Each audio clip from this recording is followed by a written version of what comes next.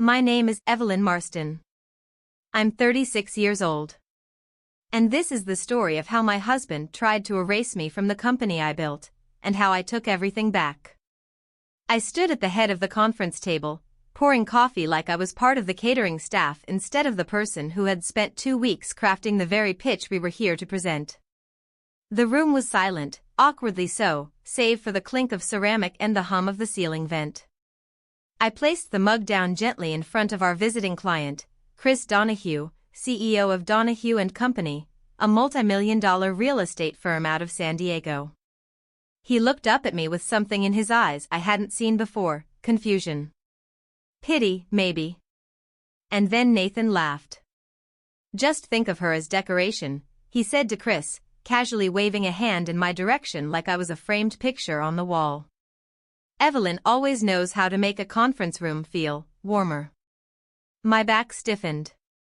The heat from the coffee pot burned against my fingers, but I didn't let my hand shake. I just nodded, tight-lipped, and stepped aside. Chris blinked. His smile faltered. He looked from Nathan to me and then down at the presentation folder in front of him. The one I'd assembled line by line: market behavior analysis, new logo concept, integrated digital campaigns. Every slide was mine. But the clicker? Nathan held it. Like he always did. This wasn't the first time he'd diminished me in front of a client. But this time it felt different. Maybe it was the silence in the room. Maybe it was the way Chris's jaw tightened. Maybe it was because, in that moment, I remembered exactly who I was before Nathan. I used to speak on panels. I used to be the one commanding rooms like this. I was the keynote at the New Orleans Marketing Summit where Nathan and I first met. I was the one who introduced him to half the contacts he now calls his. 3 years ago, we were partners in every sense, co-founders of Marston & Vail, a boutique marketing firm that grew fast, fueled by creativity, grit, and our combined charm. I brought the insight, the strategy, the numbers. Nathan brought the showmanship. It worked. Until it didn't. The first red flag? I was encouraged to move my desk from the executive suite to the open plan floor to stay connected with the team. Then my title on the door disappeared. "Just a temporary switch-up," he said. "Simplifies things for clients." One day, I logged into our client database and found my access restricted. I asked why. Nathan smiled and said, "Oh, that must be a glitch. I'll have IT look into it." They never did.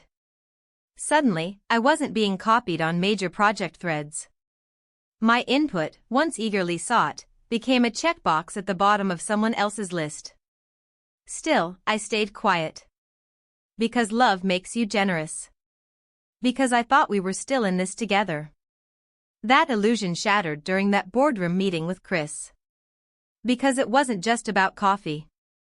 It was about being erased.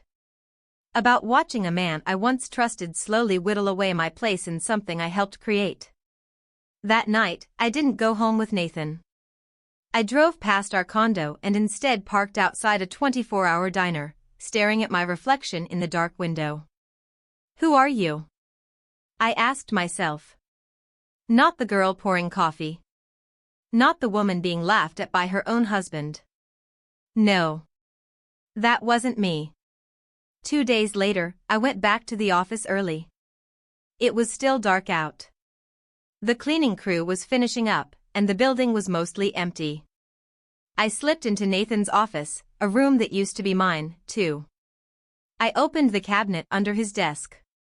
I knew he kept his personal files there, even when he claimed everything was in the cloud. That's where I found it, a bright red folder labeled M&V Financial, Confidential. I hesitated only for a second before pulling it out. I flipped through the pages, each one cutting deeper than the last. Expenses I didn't recognize. Vendor contracts I hadn't signed. One invoice from a boutique design agency in Austin caught my eye, $18,000 for brand strategy development. We hadn't launched a new project in Austin. At least not one I knew about. Another document, a draft of a strategic partnership agreement with a company called Veil Collaborative. The logo looked suspiciously familiar. The address listed? Austin, Texas. And the CEO? Nathan Veil. My blood turned cold. Nathan had quietly set up a competing company using our firm's resources. Our name. Our clients. And he had the audacity to name it after himself, using a version of our original company title. I took pictures of everything. Every document, every invoice, every email. I uploaded the files to an encrypted drive and locked it with a password only I could remember her. By the end of the week, I had enough to confirm what I suspected: Nathan was using our business, and me, as a launchpad for his solo career. Worse, he was trying to siphon ownership of our clients and resources into a shell company without my consent. Quietly. Stealthily. As if I was too stupid or too docile to notice. He didn't know that I still had access to the original articles of incorporation. Or that I had written the clause about share redistribution myself. Any transfer of ownership exceeding 15% must be signed and approved by all co-founders. That clause had my name etched into it. Not just figuratively. I'd literally typed the line. I remembered the moment, 1:47 a.m., 4 years ago, hunched over a laptop in a coffee-stained hoodie, still dreaming. So I called the one person who knew how to weaponize a clause like that, Mia Delacroix. Harvard Law graduate. Corporate attorney. And my best friend since sophomore year. "Tell me everything," she said, and I did. By the time I finished, her tone had changed. I heard the cold steel edge she only used in court. "We're going to burn him to the ground," she said. I didn't smile. Not yet. Because I wasn't here for revenge. I was here for justice. For ownership. For every woman who's ever been told she's just the assistant in the room she built. And Nathan? He had no idea I was coming for everything. I didn't sleep that night. Not because of anger, but because of purpose. The kind of wired, clear-headed intensity that hits you right before a storm you no longer fear. Mia had already started drafting the first set of legal letters. Cease and desist. Request for financial disclosure. Temporary injunction preparation. She moved like a general with a war map in front of her, and I followed every instruction like a soldier preparing for battle. The first step was collecting more evidence. Not just enough to win in court, I wanted enough to make sure Nathan never saw another boardroom again. I spent the next few days slipping between shadows. Smiling at the front desk, chatting with coworkers like everything was normal. But behind the scenes, I was combing through shared drives, file histories, company email backups, and printed expense reports. I found 3 different invoices for consulting services from a company that didn't exist before March. Same tax ID. Different names. All linked back to Austin. Nathan was building an empire behind my back, using the bricks we laid together. The betrayal went beyond business. One night, while he was in a networking dinner in Dallas, I went into our home office. The filing cabinet was locked, but I knew the trick. Nathan always thought he was slick, hiding the spare key in the back of the bookshelf behind the Hemingway novels. I retrieved it and opened the drawer. Inside, a thick envelope stuffed with receipts, hotel bills, and a Cartier box with no bracelet inside. The receipts were dated on weekends he'd told me he was flying 4 investor meetings. Except the hotel reservation was for 2 guests, with champagne service and a massage appointment for Miss Alana Grant. I'd never heard of her. I sat down on the floor, clutching the empty Cartier box, my breathing steady and hollow. It wasn't just the company. It wasn't just the data. He was funneling our profits into gifts for another woman. With my name still on the firm's letterhead. Or so I thought. When I returned to the office on Monday, something was off. My nameplate was gone. Outside the boardroom were Evelyn Marston, co-founder once greeted guests in brushed bronze, was now a sleek matte black rectangle etched with Nathan Vale, CEO. The last name change was subtle. Legal, but unofficial. His stage name, as he'd called it once during a pitch meeting. Vale sounds sharper, cleaner, he'd said, less domestic. I didn't cry. I didn't even flinch. I walked past it and into the break room, where a junior staffer, Hannah, handed me a memo with a conflicted smile. Hey, I wasn't sure if I should give this to you. It was a staff-wide email about an upcoming client summit. Team leaders and executives will host breakout sessions, it read. My name wasn't listed. I'd been removed from my own firm's public presence. On the way out of the kitchen, I noticed Jessica, one of our newer creatives, standing awkwardly near the printer. You okay? I asked casually, not sure if she'd even answer. She looked around, then leaned in slightly. If you're building something behind the scenes, I want to help. I don't want to work for a man who takes other people's work and presents it as his own. Her eyes met mine. Steady. No fear. That night, Jessica and I met in a coffee shop off South Congress. I gave her a list of internal documents, minutes from executive meetings, original contracts, bylaws, hiring memos. She already had access to most of them. And she worked fast. Within 48 hours, I had everything I needed to build a case. Legal, ethical, and personal. But I wasn't rushing. This wasn't about anger anymore. It was about preparation. Mia was stunned by the volume of evidence I brought. This isn't just a hostile takeover, she said as she organized the files into categories. This is fraud. This is identity erasure. And the court isn't going to be kind to him. I knew Nathan would retaliate once he sensed something shifting. And I was right. 2 days later, HR called me in for a performance review. I almost laughed when I walked into the small meeting room. Our HR director, Lisa, who once cried in my office during a layoff round I tried to prevent, couldn't even meet my eyes. There have been concerns, she said, reading from a sheet. About your disengagement. Your recent behavior. Your attitude. I stared at her. My attitude? It's been noted that you've missed several optional team bonding activities. And your presence at the office has been irregular. I'm not required to attend team karaoke nights, I replied evenly. And the time I spend here is my business. Literally. My business. Lisa shifted uncomfortably. I'm just doing my job, she mumbled. Then document this conversation carefully, I said, standing. You'll need it. I filed for divorce the next morning at 7:12 a.m. Mia had the documents ready, and I signed them with a hand that didn't tremble. At 8:03 a.m., I submitted an internal complaint to the board of directors citing ethical violations, misuse of funds, misrepresentation to clients, and breach of co-founder bylaws.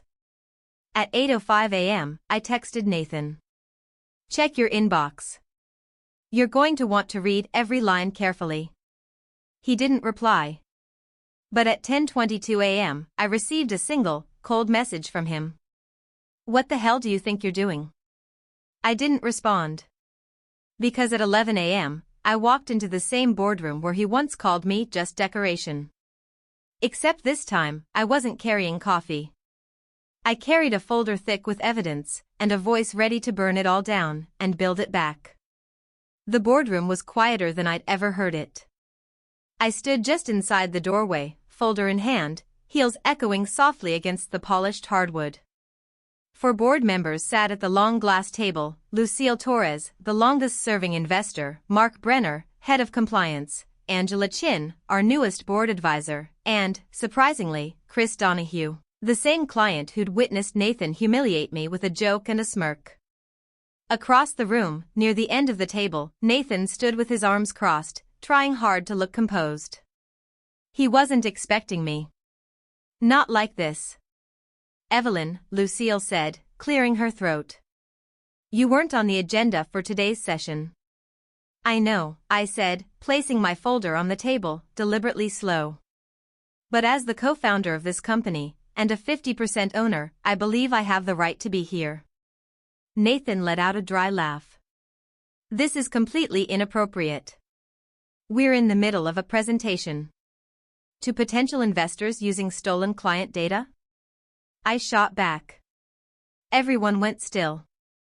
Nathan's face tightened. Lucille looked at me carefully. What exactly are you saying? I opened the folder and slid the first few pages across the table. These are the documents for Mason Strategies, LLC. Filed 3 months ago in Austin, Texas. Formed and funded using resources, client contacts, and personnel that belong to Marston and Vale. Angela leaned forward, scanning the papers. This shows Nathan Mason as sole proprietor. Exactly, I said. No mention of me. Despite the use of our mutual contacts. Despite the fact that some of these staffers were pulled from our company under the guise of temporary relocation. Nathan spoke quickly, his voice louder now. We were expanding. Evelyn's just angry because she's being phased out. That's what this is. Bitterness dressed up as corporate drama. Bitterness? I repeated. You stripped my name off the door. You redirected company funds to a shell firm in another city. You erased me from the summit speaker list, demoted my access to junior staff privileges, and used our joint account to buy jewelry for another woman. But sure. Let's call it bitterness. Mark blinked and looked up. Wait. There's a romantic relationship involved? Yes, I said. And I have the receipts. Literal ones. I pulled out printed emails between Nathan and Miss Alana Grant. Hotel reservations, flights, expensive gifts, all charged to the corporate account, masked under fake vendor names. The silence that followed was crushing. Lucille turned to Nathan. Is this true? Nathan didn't answer. He just stared at me, seething. You always were good with spreadsheets, he said bitterly. I met his eyes, unblinking. You should have remembered that before trying to hide things in them. Chris Donahue finally spoke, his voice quiet but deliberate.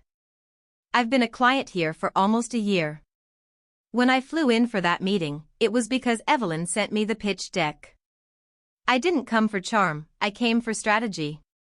I've built my business on trust, and if even half of this is true, I'll be ending my contract by the end of today. Nathan's hand twitched. I suggest, Lucille said slowly, that we move forward with an emergency board vote. Based on the documentation Evelyn has provided, and in light of potential financial misconduct and undisclosed conflicts of interest, I motion to suspend Nathan Mason from executive duties pending an internal investigation. Angela nodded. Seconded. It was like watching a dam break. Nathan rose from his seat, knocking his chair back. You think you're going to just take it all from me? I built this company too. You helped build it, I corrected. But you tried to steal it. That's the difference. Mark tapped his pen. The bylaws are clear. Share transfers over 15% require co-founder consent. Evelyn's never signed off on any redistribution. Nathan was turning red. She wasn't involved. She stopped showing up, stopped participating. She checked out. Or maybe I was pushed out, I said, locking eyes with him. Bit by bit. Until I realized what you were doing. Lucille tapped a few buttons on her tablet. Effective immediately, Nathan Mason is suspended from all executive roles. Evelyn, as co-founder and 50% owner, you are appointed as interim CEO pending the outcome of the investigation. It was surreal. No celebration. No slow clap. Just 4 people quietly casting a decision that would change everything. Nathan stood there, frozen, as if the air had been punched out of him. Security will escort you from the building, Lucille said without emotion. This is war, he hissed at me as the guards stepped into the room. No, I said calmly. This is justice. And then he was gone. Just like that. But the story didn't end there. The next hour was chaos. Emails firing back and forth. HR scrambling. Legal getting briefed. Mia arrived with signed court documents to restrict Nathan's access to all company funds, pending audit. By 2 p.m., his login credentials were revoked. His keycard deactivated. His cloud access locked. When he tried to enter the office later that evening, security stopped him at the front desk. I watched from the 21st floor window as he yelled, paced, and finally left. Alone. It should have felt triumphant. But it didn't. Because this wasn't about watching someone fall. It was about reclaiming something I should have never lost. Not the title. Not the money. My name. I didn't sleep much that night either, but this time, it was different. The insomnia wasn't from stress. It was from stillness. From a strange quiet that wrapped around my mind and kept whispering, "You're back. You did it. Now what?" I walked into the office at 6:45 a.m. the next morning. The lights were still off. The cleaning crew gave me a half-surprised, half-respectful nod. As I stepped into the glass-walled executive suite, my suite now, I took a moment just to stand there. Alone. No Nathan. No shadow hovering at the edges. No second pair of hands waiting to sign what I'd already created. It was my name on the door again, Evelyn Marston, interim CEO. The bronze placard had been reinstalled overnight, without fanfare. But when I ran my fingers across it, the weight of it hit me like a wave. I closed my eyes, just for a second, and remembered who I used to be. The girl who used to hold brainstorming sessions on her couch with whiteboards from the dollar store. The woman who spoke at conferences without slides, because her voice alone was enough to command a room. The strategist who once said, "Marketing doesn't sell products, it sells emotion, identity, permission to believe." That version of me had been buried under years of quiet compromises. But she was back now. By 8 a.m., the team had arrived. There was tension in the air, not fear, but anticipation. I called a full staff meeting in the main conference room. The same space where Nathan once mocked me in front of Chris Donahue. The chairs filled slowly, whispers trailing behind every step. I didn't stand at the head of the table this time. I stood beside it. "Good morning," I began. My voice was steady, clear. "I know this week's been chaotic. You've heard rumors, seen security changes, maybe even felt uncertain about where this company is headed." Dozens of eyes looked back at me. Some skeptical. Some hopeful. "I'll keep it simple," I continued. Marston and Vale was built on integrity. On creativity. On collaboration. Somewhere along the way, those values were lost. I'm here to bring them back. A few heads nodded. A few brows lifted. I pressed forward. I won't be making major speeches today. No rebranding announcements. No public shaming. But here's what I will do. Over the next month, every department will have a private session with me. No agendas. No filters. I want to hear from you, what's working, what's not, what Nathan ignored. And I promise, I'll listen. Still silence. Then, softly, a voice spoke up from the back. "Jessica. Will you bring back team vote on campaign approvals?" I smiled. "Yes." Another voice. "Will bonuses be restructured based on contribution again?" "Yes." Then another. "Can we finally get rid of the executive-only brainstorm nights?"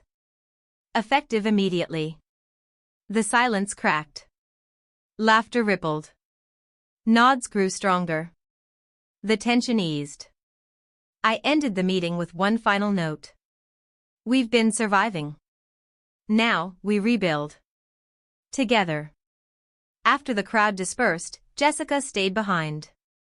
She looked different now, shoulders squared, chin lifted. Like someone who had dared to speak up and was finally heard. "You kept your word," she said. "So did you," I replied. "I meant what I said in my email. I want you to take over as interim creative director." Her eyes widened. "Me? But I've only been here 10 months. And in that time, you spotted holes in campaign strategy, flagged misused data, and worked weekends to fix what someone else broke. I don't care how long you've been here. I care that you care." She blinked. Her voice cracked slightly. "Thank you." That afternoon, I called Mia from my office. "How'd it go?" she asked. "I think the company took its first deep breath in a long time." "Good," she said. "Because now we need to finish this." The court had already approved our emergency motion to block Nathan from accessing company funds. But now came the long fight, full divorce proceedings, asset division, and official company control. Mia was ruthless. Methodical. Brilliant. Every time Nathan's attorney tried to push back, claim Nathan was co-founder and therefore entitled to equal voice, Mia would simply bring out another piece of documentation, another clause, another damning email. "Your client," she said during one call, "forfeited his position the moment he used company funds for personal gain, launched a competing entity, and attempted to dilute shareholder rights without consent. You're not dealing with a scorned wife. You're dealing with a CEO." I wasn't allowed to watch every legal blow land in real time, but I felt it. In the way Nathan's messages to me changed from cold fury to weak apologies. "Evelyn, can we talk? Just once? I didn't mean to hurt you. I just thought it was supposed to be ours again. A new start." Austin was just. I never replied. Instead, I forwarded the messages to Mia, logged them, and added them to the divorce file. By week 3, I received a final email from HR. "All system access for Nathan Mason has been permanently revoked. All materials bearing his name have been archived or removed." And yet, the next day, when I passed by the front reception desk, I saw it. His nameplate. Tilted sideways in a drawer. "Nathan Mason, CEO." I picked it up slowly, turning it in my hand. Heavy. Brushed steel. Cold. I could have thrown it away.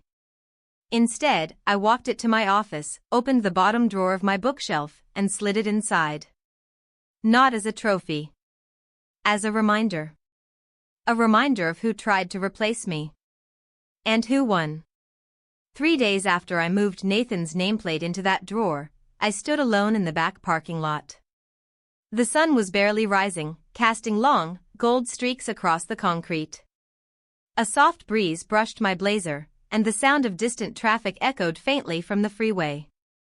I stared at the freshly painted parking spot near the corner of the lot, where for years, bold white letters had marked it, "Reserved N. Mason, CEO." The paint had been scrubbed off. Faint traces of the old name still clung to the pavement, like scars that hadn't fully faded. I pulled out my phone and dialed the building manager. "I'd like the reserved spot repainted today," I said. "The new name should read, Reserved E. Marston." He paused, then said, "Understood. It'll be done by noon." That morning, I didn't review quarterly projections or chase down client deliverables. I walked floor to floor, team to team, reintroducing myself, not as Nathan's ex-wife, not as the silent partner, but as the CEO. And not the kind who ruled from above. The kind who listens. Each conversation revealed new truths. About the exhaustion. The favoritism. The silencing of ideas that didn't come from senior men in power suits. In the analytics department, I found Maya, a soft-spoken junior analyst whose revenue prediction model had outperformed the executive-approved one by 30%. She hadn't been allowed to present it. "You'll present directly to me next week," I told her. "I want your insights on the Q3 strategy deck." Her eyes widened. Me? Yes. You built the numbers. You should be the one to explain them. In legal, I met with a nervous contract officer who showed me Nathan's unauthorized signing of 3 NDAs without cross-approval. Another violation. I took notes, thanked her, and flagged them to Mia. By Friday, the office buzz had changed. People weren't afraid. They were curious. Hopeful. But with the buzz came murmurs. I overheard one in the elevator. Do you think she's really going to make it stick? Or is this just temporary until Nathan finds a way back? It didn't hurt me. It fueled me. Because people like Nathan don't just go away. They regroup. They circle back. They charm and spin and scheme. I knew he wasn't done. But neither was I. That weekend, I moved out of our shared condo. I didn't pack anything Nathan had bought. No anniversary gifts, no designer bags, no art pieces he claimed we picked together. I left behind the kitchen he had turned into a stage, the marble bathroom that felt more like a showroom than a home. I moved into a loft just off Zilker Park. High ceilings. Morning light. A view of the city I built my life in. Every piece of furniture, every cup, every candle, mine. I chose deep emerald for the reading chair. Walnut for the table. A plum-colored rug that made the whole room feel like dusk. I exhaled for the first time in weeks. That night, I took a walk through the park. The trees whispered. The air smelled like distant rain. And I cried. Quietly. Not from sadness, but from release. Because for so long, I'd lived with someone who shrunk me. Who dimmed my light in front of others so he could shine brighter. And I let it happen. I called it compromise. I called it love. It wasn't. It was power disguised as partnership. Back at the office, things kept moving fast. In week 4, we renegotiated our contract with Harris Developments. Chris Donahue returned with 2 of his partners. They walked straight into my office this time, no waiting, no secret glances of doubt. I came to sign with you, Evelyn, Chris said, shaking my hand with both of his.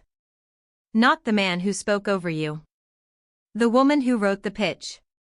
We expanded the contract, 3 new cities, brand campaigns for eco-luxury housing, a full social and media strategy. The day we signed the deal, I called the executive team together. Jessica sat to my left. Mia across the table. Everyone had a voice. After the meeting, I asked HR to implement a new policy. All strategic planning meetings must include at least 1 junior team member, selected at random. If we keep hearing only from the same 5 people, I said, we stop innovating. By the end of the month, we'd reviewed all expense reports, closed every gap Nathan had tried to exploit, and flagged a dozen other irregularities for legal review. And then came the day I didn't expect. It was a Tuesday. Quiet. Mid-afternoon. I was reviewing a Western regional expansion plan when Ava, my assistant, gently knocked on the glass. Evelyn, she said, her voice cautious. There's someone in the lobby asking for a work reference. Who? I asked without looking up. She hesitated. Nathan Mason. My pen froze. Does he know I'm here? I didn't say anything, she replied. Just asked him to wait. I took a deep breath. Give me 5 minutes, I said. Then send him in. When he entered, he looked different. Thinner. The sharpness in his jaw now made him look gaunt, not refined. His once confident stride had become hesitant. He didn't speak until I gestured for him to sit. Thank you for seeing me, he said, folding his hands like a student in a principal's office. I won't take much of your time. What do you want, Nathan? I'm applying for a city contract, media consulting for a small development board. They need verification of my employment here. Title. Dates. Position. Nothing more. I stared at him. He wouldn't meet my gaze. You'll get it, I said. Your title was co-founder. Position, former CEO. Employment from 2018 to 2024. That's all they'll receive. Nothing less. Nothing more. He nodded. That's all I hoped for. Thank you. I stood and crossed the room to my cabinet. Reached into the lowest drawer. Pulled out the framed nameplate. Remember this? He blinked. Slowly nodded. Yeah. I found it in reception. Thought about tossing it. But I kept it. As a reminder. His eyes flicked to the glass frame. Then back to me. I know no apology will ever be enough, he said, voice cracking. But I truly regret what I did. Regret, I said quietly, is a consequence. Not a fix. He stood. I understand. Then he walked out. No speech. No manipulation. No last word. When the door closed behind him, I didn't feel victorious. I felt finished. That chapter was over. I had survived it. I had won. But most importantly, I had reclaimed my life on my terms. The morning after Nathan left my office, I sat on the rooftop of my new apartment with a cup of tea in my hand, watching the city awaken. The sun peeked over the skyline, casting amber light across the Zilker rooftops. I should have felt celebratory. I'd gotten everything back, my company, my voice, my name. But inside, I felt still. Not empty. Not broken. Just quiet. Sometimes after you fight for so long, the silence that follows isn't peace, it's unfamiliar. That week, I started therapy. Her name was Carol, a calm woman with white curls and steady eyes that saw right through me. I told her everything, and not just the business betrayal. I told her about the small things, the way Nathan used to gently correct me in front of clients, the way I'd start sentences only to watch him finish them. The compliments laced with condescension. The apology flowers that always arrived 2 days too late. People talk about the big betrayals, I told her. But they don't understand how it starts. It's in the little moments. The erasures so subtle you almost gaslight yourself into believing you imagined them. She nodded. And now? Now, I said, I don't apologize when I speak. Healing wasn't a light switch. It was a slow unfolding. But I showed up every week, notebook in hand. I boxed on Saturdays at a gritty gym downtown, the same one I used to visit in college. With every punch into the heavy bag, I imagined knocking out years of silence, of compromise, of fear disguised as love. And I started writing again. Not strategy decks. Not pitches.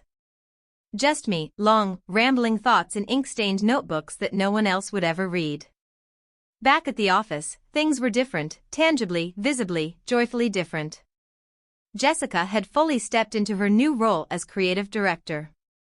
Her first project, a rebranding campaign for a mental health nonprofit, earned us national press and praise from 3 of our biggest clients. Maya, the analyst I'd discovered buried under data reports, now ran a team of her own. The hallway meetings that used to be filled with tension and whispered gossip were now alive with laughter and real collaboration.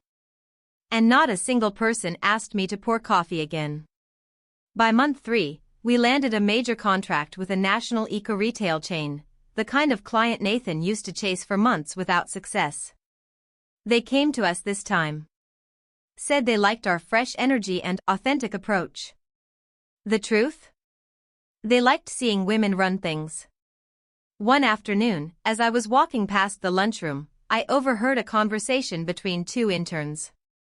You know what I love, one of them said. You can actually feel the difference here now.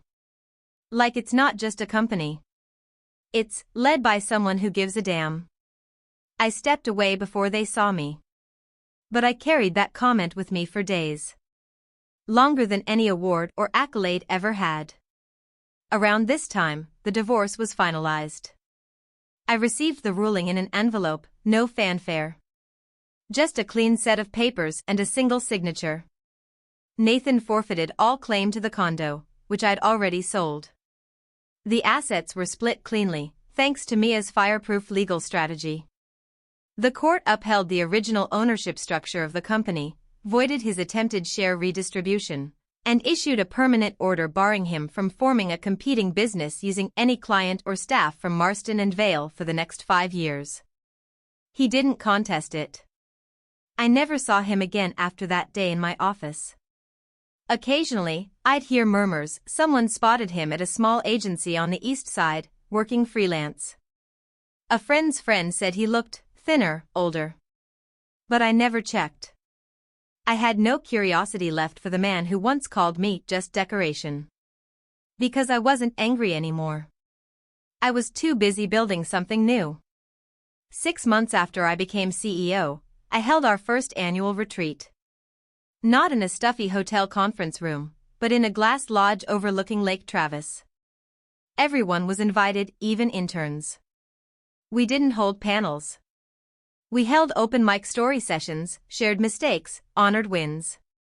At one point, Jessica stood up and said, "Before Evelyn took over, I had never once believed a woman like me could lead a team like this. Now, I'm not just doing it. I'm thriving." I felt tears prick the back of my eyes. Not because I needed the credit. But because that ripple was why I came back. After the retreat, I sat on the edge of the dock and watched the water ripple around my toes. I thought about the girl I used to be. The one who whispered brilliant ideas only to watch someone else present them louder. The one who downplayed her success to make room for his pride. She was gone. In her place stood a woman who had lost everything, and then rebuilt it with grace, grit, and a refusal to be erased. Before I left that night, I opened my notebook and scribbled down a line. "You don't owe anyone your silence just to keep their ego comfortable." It became the motto for our next campaign. And it went viral. 6 months later, I stood in front of a packed audience at the Women in Leadership Summit, downtown Austin. Cameras clicked. Pens scribbled. Dozens of women, young and old, fresh grads and seasoned execs, leaned forward as I stepped onto the stage. Behind me on the projector screen was a single sentence in white. I was erased from my own story. So I rewrote it. I spoke for 30 minutes. Not about revenue or branding or KPIs, but about power. Not the kind that sits in corner offices, but the quiet kind. The power of speaking up when you're told to be still. The strength in knowing what's yours and not shrinking from it. I told them about pouring coffee in my own boardroom. About watching my name disappear from a door I once dreamed of. About finding invoices for jewelry I never wore, and proposals I never saw. And I told them what I did next. How I didn't explode. I prepared. Strategized. Documented. Assembled every piece of truth until it formed a wall of facts no charm or manipulation could climb over. I ended the speech with this. They didn't expect me to fight back. That's the funny thing. When you've been dismissed long enough, people start to mistake your silence for absence. But silence isn't absence. Sometimes, silence is strategy. The applause was thunderous. Afterwards, a line of women waited to speak with me. Some thanked me. Others shared their own stories, marriages they escaped, companies they left, ideas they buried to keep the peace.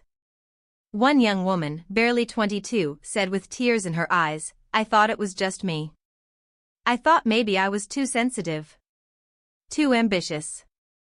Too much." I touched her hand gently. "You are not too much. You were just surrounded by people who made themselves smaller by making you feel that way."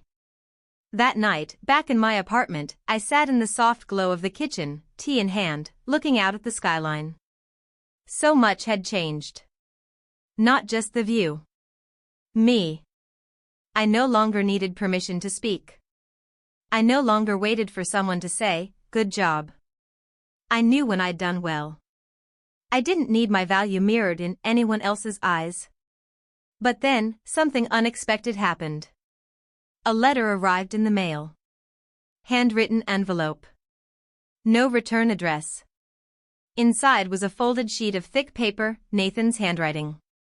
Evelyn. I saw the video of your speech. I don't know if I was supposed to watch it, but I did. I don't expect you to forgive me. But I needed you to know. You were always the smart one. The visionary. I was just too weak to stand next to someone who shined that bright without trying to dim it. I've lost everything. But watching you reclaim what was yours reminded me of the person I should have been. You won. And you deserve every bit of it. Nathan. I folded the letter and placed it in the same drawer as his old nameplate. I didn't cry. I didn't smile. I just closed the drawer. Because that chapter had already ended. The ink was dry. And I wasn't turning back to read it again. In the months that followed, we scaled faster than I imagined. Marston and Vale landed a TED-featured campaign with a climate tech startup. We launched a mentorship initiative connecting junior women in marketing with senior execs around the country. I handpicked every mentor. No gatekeepers. No good old boy filters. Jessica now sat on our executive board. Maya ran data for 3 regional teams. And our youngest intern, a 19-year-old Latina from El Paso, pitched an idea that landed our biggest Q4 client. We celebrated her with confetti in the break room and a handwritten thank you from me on her desk. Because in this company, no voice would be silenced again. One evening, as I was locking up late, I looked back at the office. The glow from the glass walls, the energy humming through the place, it wasn't about winning anymore. It was about belonging. About rewriting the rules for every woman who had ever been made to feel like a footnote in her own story. And as I walked out to the parking lot, I saw my name painted on the ground, reserved E. Marston. No one would ever have to ask if I belonged there again. I got into my car, placed my hand on the steering wheel, and whispered the words I once thought I'd never say again. This is mine. Not given. Not borrowed. Not shared under false promises. Mine. Evelyn's journey is a testament to every woman who has ever been underestimated, silenced, or sidelined, and chose not revenge, but restoration. She didn't just survive betrayal. She rewrote the ending. If you've ever been pushed aside, remember, your voice is your power.